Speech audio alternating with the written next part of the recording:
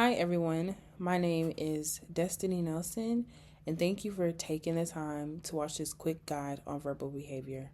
Whether you're a parent, teacher, or caregiver, this video will give you a clear overview of what verbal behavior is, why it matters, and how we teach it.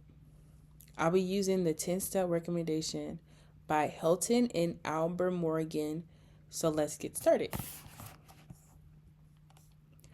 Verbal behavior is how we use language to communicate our needs, thoughts, and ideas. This includes speaking, asking for things, labeling, answering questions, and even following directions.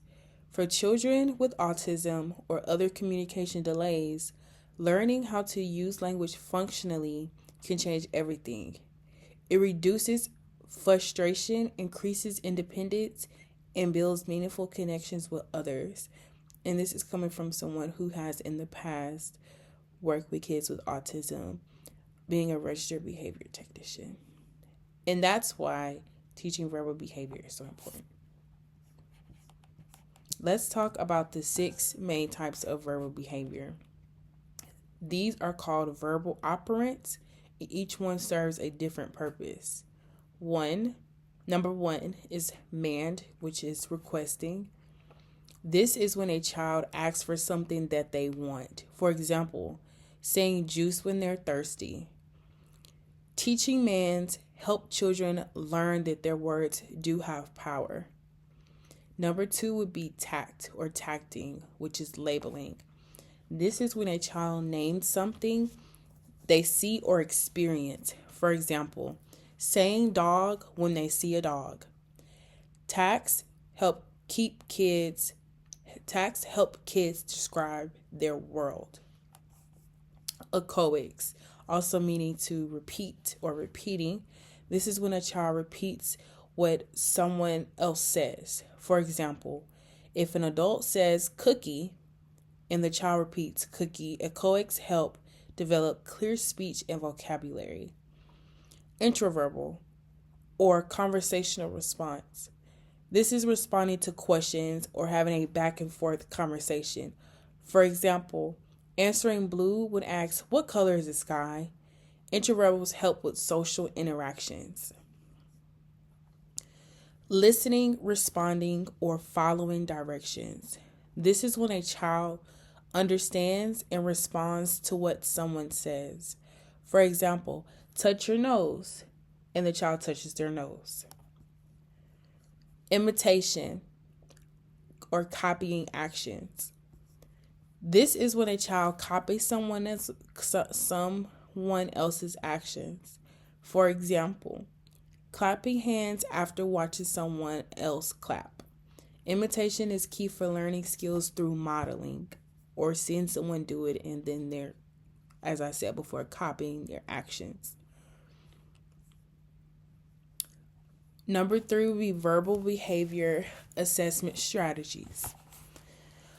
Moving into verbal behavior assessment strategies, before teaching, we need to know where the child is starting. So the 2 common tools that are used to figure that out would be the VB map.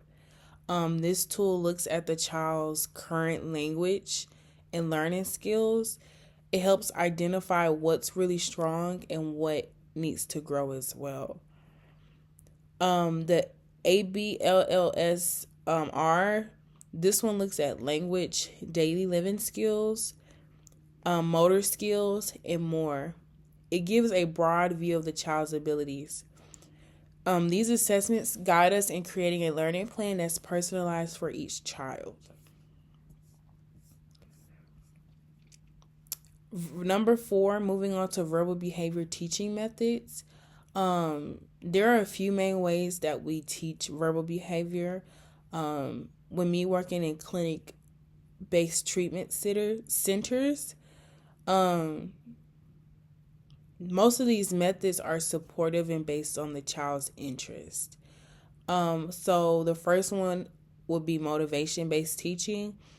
We use things that the children love or like, such as toys, snacks or activities, anything that will encourage language. For example, giving the child bubbles after he or she says bubbles. DTT, which is discrete child training. Most of the time, this would be like at a table or a desk within the clinic. This is more of a structured teaching. It gives clear instruction, the child responds, and then we would go in with the reinforcement. For example, say apple, the child says apple, and they get a high five.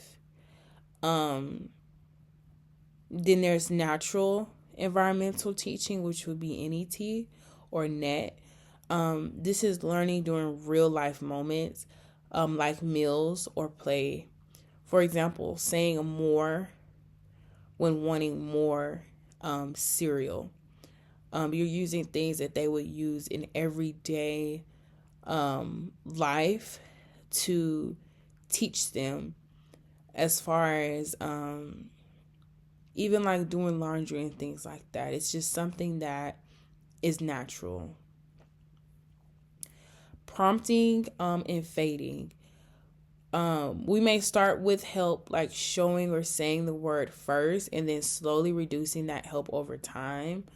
The end result is always aimed to be for them to do or say things independently, whether that's teaching something verbal or physical or whatever it is. You do want to slowly reduce how much you're prompting them to where they're not so dependent on it. Reinforcement. We always want to reinforce and reward positive behavior. Even if it's saying a word, trying something new. A lot of kids with autism tend to want to stick to certain things. You see that a lot with kids, like I said, with autism. They tend to eat the same things. They're not really open to trying new foods. So if we are able to get them to even try a new vegetable or a new protein, we definitely want to reward that behavior. Reinforcement will help the child to want to keep learning and encourages them, like, hey, if I do something, this is what I get. If it's a positive thing, let me continue to try new things and be open to new things if this is the reinforcement that I'm receiving. Number 5, clarity and parent-friendly language. As you've seen, this guide is all about keeping things simple and practical. Parents don't need to be experts. They just need tools, patience, and support.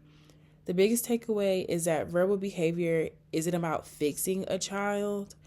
It's about helping them find their voice in a way that's meaningful to them. So yeah. Thank you again for joining me. If you're a parent, teacher, or team member, I hope that this gave you some helpful information about how verbal behavior can support the children in your life. Remember, progress may take time, but every small step matters. If you have any questions, don't hesitate to reach out or connect with your child's ABA team. Goodbye.